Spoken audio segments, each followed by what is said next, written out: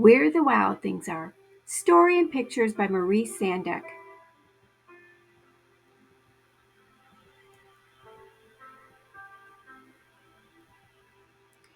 The night Max wore his wolf suit and made mischief of one kind and another,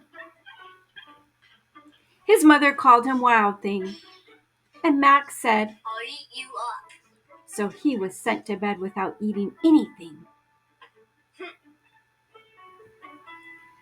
That very night, in Max's room, a forest grew and grew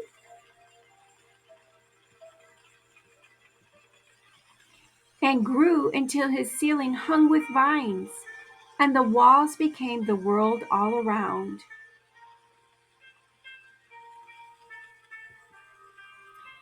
And an ocean tumbled by with a private boat for Max, and he sailed off through the night and day.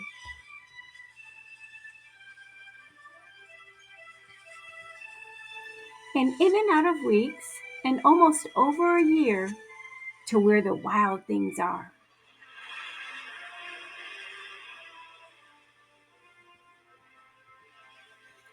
And when he came to the place where the wild things are, they roared their terrible roars, and gashed their terrible teeth, and rolled their terrible eyes, and showed their terrible claws,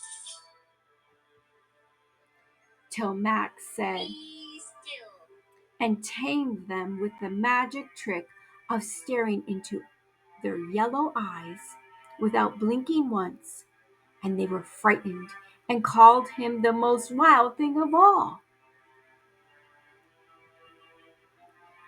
and made him king of all wild things. "And now," cried Max, "let the wild rumpus start."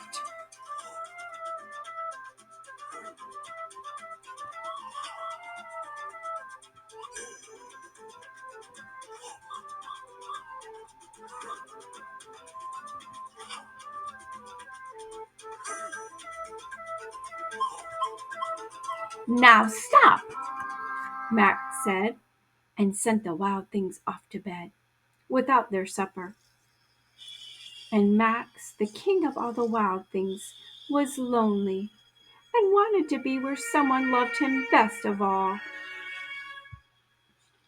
Then all around, from far away across the world, he smelled good things to eat. So he gave up being king of where the wild things are. But the wild things cried, "Oh, please don't go. We'll eat you up. We love you so." And Max said no. The wild things roared their terrible roars, and gashed their terrible teeth, and rolled their terrible eyes, and showed their terrible claws.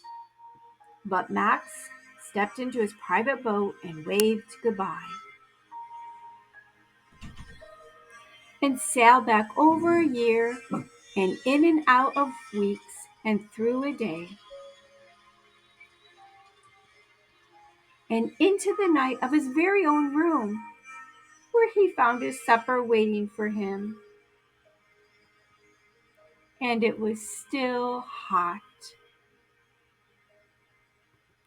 The end. Presley, tell the boys and girls thanks for watching, and we'll see you at the next story.